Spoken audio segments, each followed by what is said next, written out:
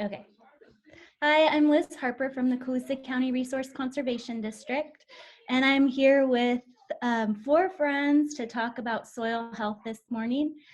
This is our first episode of our virtual soil health mob, and we have a number of guest speakers covering the topics of our Healthy Soils Demonstration Site project that's happening in Colusa County, the farm where it's taking place, and a cover crop decision tool to help you select cover crops specific to where you live, or where you farm, I should say. And then we have a new hire at the RCD who's going to introduce himself at the very end. So with that, I would like for everybody on screen to introduce themselves. Okay. So I'm Sarah Light, co-host of this Soil Health Mob with Liz. I'm an agronomy advisor with UC Cooperative Extension, serving Sutter, Yuba, and Colusa counties. Thanks for tuning in. I'm Emily James. I'm the business manager out here at Davis Ranches in Colusa County, where our demo site is happening with the Colusa RCD and the UC Extension. And I'm Alyssa DeVincentis, a Ph.D. student at University of California at Davis, and I study agricultural water management on farms throughout California. Hi, and I'm Victor Briones. Like Liz said, I'm a new hire at the Colusa County Resource Conservation District, and I'm the Natural Resource Coordinator there. Yay! Great. This is so exciting. Well, with that, So exciting. yeah. Okay, so we have this awesome project, which is in collaboration with the Colusa RCD, UC Cooperative Extension, the Davis Ranch, and Richter Ag. It is in Colusa County, and we just are in the middle of our first year. We are planting 2 types of cover crop with a fallow control, and we've installed soil moisture sensors at 3 different depths in the profile, and hopefully we'll be able to do one of our Healthy Soil Mob videos out in the field, so we can kind of show you what's happening in action, and we can talk more in detail. But we've installed soil moisture sensors at 3 different depths in the profile, and we are collecting data continuously throughout the cover crop and cash crop season to see how implementing cover crop practices in an annual rotation might modify soil moisture. We're really excited about this project because California is a place with intermittent drought. All of our climate projections are that we're going to have more extreme drought and extreme rain events, and so really understanding how cover crops can help moisture move in the soil, water move in the landscape in general in times of heavy rains, and then how that moisture benefit or potentially penalty carries over into the cash crop season is really what we're trying to document with this. So we've wrapped up our first cover crop season. Corn is planted in the field. We've reinstalled our moisture sensors in 3 depths. I want to give a shout out and a thanks to our awesome technicians who have really helped us with a lot of that work. It's a little tedious, but they're good spirits about it. And we're really excited to share the project findings over the course of the project. Anything you want to add about it, Liz or Emily? Thank you so much. Yes, your technicians are awesome. And also NRCS Colusa Field Office came and helped install for one field day. They were in tremendous help to us. Oh my gosh. Yeah, so it's a lot of work as we're seeing. So I think one of the significant parts for Colusa County RCD is the location of this demonstration site. So it's the first demonstration site in Colusa County, and as we were looking for locations, the first place that came to my mind was to talk to Emily James at Davis Ranches to see if this was a possibility, if they had a spot for a demonstration site for a healthy soils practice. Okay, so why was Davis Ranches interested in participating in this project? Great question, Liz. Davis Ranches is really interested in being in farming in the year 2100, and we believe that finding partners like the local RCD and the UC Extension to help access program funds from the state, working with our tenants out here as well to promote alternative or more sustainable practices within a conventional system. And we were excited about working with our tenant Richter Ag out here because they are one of our row crop tenants and had inherited, quite a lot of issues in their takeover of the lease. There's a lot of weed pressures. They're really interested in cover cropping and getting a good rotation on the fields, which we hadn't had in the previous years. So we were excited that they were willing to be a good partner and apply for the demo site. So with their enthusiasm and the ownership's excitement about accessing the funds for healthy soils, it's kind of a perfect storm. Okay. With the long history of conservation within working lands that Davis Ranch has, name one success, either in the soil health practice or conservation practice that you've implemented on your farm. One success. I would say kind of just, hang on, let's see if I can. It could be so distinctly many give this to you. successes. There are So, multiple successes, yeah. Since 2009, we've been working on establishing permanent habitat within the ranch along our waterways and field edges. The demo site actually has two of our original hedgerows that have acted as filter strips and buffer strips for the cash crop season. And they've become very well established, and we're excited about having the demo site in Field 6 in tandem with this cover crops study. Because it definitely shows the dynamics of a conventional field, which we hope to kind of then bring out to our other acreage, especially in row crops. So I would say that's a big success to date. And it's beautiful too. Just your conservation practices are just beautiful and so well taken care of. So the other side of that question is name one challenge that your farm faced with implementing conservation or a healthy soils practice. I think the biggest pushback that we get is it looks a little messy. Conservation tends to be a little more wild and kind of the antithesis of what you see in a regular conventional field with the very clean edges and precision planting. And when you reintroduce native species or habitat within the field edges, that's going to eventually encroach upon the field itself. And so kind of being able to explain the importance of that, the symbiotic relationship between the two has been our biggest challenge, just communicating that to whether it's neighboring landowners or other farmers that come out, and then also getting our tenants really comfortable with it overall.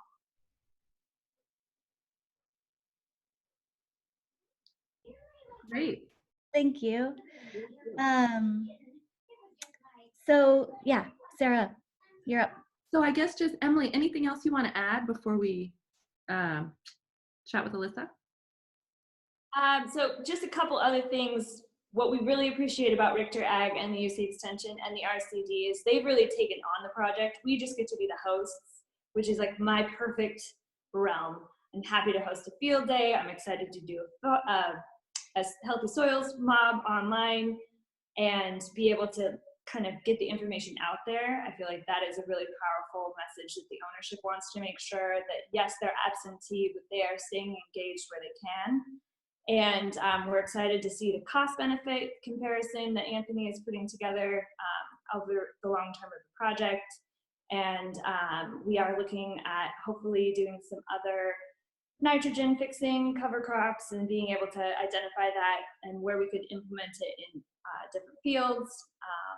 And overall, I think it's been great to work with the local RCD, the NRCS, and the UC Extension throughout this whole process. So Great. Thank you. Yeah. Well, thank you. Well, I agree. I'm excited for the project because of the collaborative nature as well. I think it's just an excellent opportunity to build relationships and really solve problems together creatively with different entities. So I have been really enjoying it. And I'm so glad you guys approached me about doing the project together. So thank you. Okay, so I guess with that, we will jump into our next interview. Our next interviewee is Alyssa DeVincentis from UC Davis. She has just launched her cover crop decision-making tool. So Alyssa, this is really exciting, I'm sure, for you to have launched this decision-making tool. Can you tell us a little bit about your calculator and who the intended user or audience is? Yes, you're right. It is definitely exciting. I've been thinking about this for, I guess, the past 5 years, most of grad school. So what it is an interactive decision support tool for anyone interested in looking at how the costs and benefits of winter cover cropping stack up. And I created this tool for both an annual system of processing tomatoes as well as a perennial system with an almond orchard. And it's really geared for anyone interested in seeing how these costs and benefits stack up. The main output is how much and when you'll experience an economic return on cover cropping. So anyone interested in that, farmers, policymakers, NRCS folks were very pivotal in helping me design it actually and giving me some input. So it speaks to, I think, anyone interested in learning more about the economic implications of winter cover cropping. Great, thank you. So we know that this tool is specific for tomatoes and almonds, but given the diversity of our cropping systems in our state, what is the relevance of this tool for other cropping systems, crops that might be grown in rotation with tomatoes like field crops or other perennial systems? I think and hope that there's a lot of application for other cropping systems, and I would really encourage anyone who is tuning in to take a look at the tool and give us feedback to how we might be able to improve it even more to increase its relevancy. But I'm hoping to share my screen with you to actually take a look at the tool right now so you can see that it's extremely interactive and you can really get it to reflect your operation, which I think allows it to be applied to a lot of different systems. So we'll see how this goes. Hopefully you can see my screen here. Yes, we can see your screen. The winter cover crop tool. Great. Okay, so this is what it looks like when you log on, and it's the instructions are simplified over here. Basically, you pick your calculator and you interact with the variables and then see how the results, the output, change over time. So that's why I think that because the output is so simple, I think that it can apply to other systems. Basically, you're getting a ratio of your benefits to your costs, and any value over 1 is going to be a good thing. Your benefits are going to outweigh your costs. And then the second piece is if you're interested in the actual monetary values. So you can see here over 50 years of winter cover cropping on a tomato field in rotation, the cost would amount to about $12,300, whereas your benefits would amount to about $12,900 over a 50-year period. So that gives you an idea of the scale of things. But it's completely adjustable to your operation, and I hope that other annual fields would be able to input similar information and have it applied to them. For example, return. So this variable down here is used in figuring out some costs and benefits. And I have it set to return per ton and tons per acre harvested. And you can easily adjust those to reflect harvest of a different crop other than tomatoes. These are some of the basic information that we ask for. And then you go to costs and put all of those benefits. And eventually you can even explore things like what would it look like if you received a financial incentive, like a subsidy, maybe from the USDA or from CDFA. How would that affect the ratio? So if you only wanted to cover crop for 20 years, say, you can see in real time the ratio changes, and you can explore how much money you would have to get per acre to switch that ratio back. So it's very interactive. It's adaptable. Again, for the perennial system, I hope that other nut growers and maybe even fruit orchards would be able to explore it and see if it could be used for their systems. There's an opportunity to look at water, which I'm glad you guys are looking into because it is such an important part of this conversation. So you can explore what would be the impact of potentially spending more or less on irrigation due to winter cover cropping. So there's a lot of interaction and adaptability, I would say. Great. Thanks so much. Is there anything else about the tool you wanna share with our audience? Yeah, the last thing I guess is if you are interested in hopping on and seeing how it would affect winter cover crops would affect your farm, or if you're a policy person interested in learning more about the subsidy side of things, I explain everything in a lot more detail at this link here. USDA NRC has hosted me for a conservation webinar where I go into all the nitty gritty, and I'd recommend watching that or hopping around within that webinar to look for a little piece that maybe you're interested in. And my full-blown article that is super long and detailed is also on the website, as well as a survey with feedback. And we'd love to hear from people. If you take a look at the tool and have positive, negative, anything to say, we'd love to hear from you. Great. Well, thank you so much for being on our Healthy Soil Mom today. Thanks for having me. Yeah. With that, I think I'm going to hand it back over to Liz. Yes. So we will put your link in the show notes. But is there an easy way to Google search the calculator? You know, Google Analytics are, I'm not sure. I don't know how they figure out how to get well, it gets to the top, you know. If you Google my name and winter cover crop calculator, I think it will definitely pop up, but I would love to maybe know if any of you could try that and see what happens and see if you're able to get it without a direct link. I'm not sure right now. Okay. Yeah, I was just curious. Thank you so much, Alyssa. That's really important work, especially as we just move into economic uncertainty, which is kind of a reality on farms every year. So thank you so much for your good work. So relevant to our project and to cover crops. I'm really excited for our next guest, Victor. He started last week, and so I want to just spend some time letting Victor talk about himself and introduce him to producers in Colusa County. So Victor, you are a recent college graduate. Congratulations. Welcome to the outside world. And just tell us where you went to school and why you chose your major. And what your major was. Yeah. Okay. Yeah, so like Liz said, I just recently graduated. I graduated from the University of California, Santa Barbara. I actually graduated this last winter, so in March. And I studied environmental studies with an emphasis in wildlife ecosystems and habitat management. And I actually was originally a biological sciences major, and after taking a few courses in the ES department, Environmental Studies department, I decided to switch into environmental studies because I just fell in love with all the subject matter from the department.